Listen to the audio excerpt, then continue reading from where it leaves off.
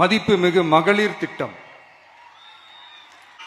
இந்தியாவில் நம்பர் 1 இல்லாத மாநிலங்களில் கூட பெண்களுக்காக மாதம் வழங்கப்படும் தொகை அதிகமாக உள்ளது. ஆனால் நம்பர் 1 மாநிலம் என்று தனக்குத்தானே தம்பாட்டம் அடித்துக் கொள்ளும் வெற்றி விளம்பர மாடல் திமுக அரசில் மகளிர் உரிமை தொகை என்ற பெயரில் வெறும் 1000 ரூபாய் மட்டுமே வழங்கப்பட்டு வருகிறது.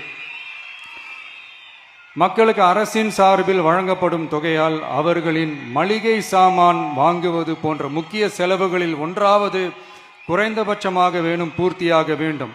அந்த எண்ணத்தின் அடிப்படையில் யோசித்ததால் நாம் அமைக்க போகும் மக்கள் அரசு இனி 60 வயது வரை உள்ள அனைத்து குடும்ப தலைவிகளுக்கும் மாதம் 2500 ரூபாய்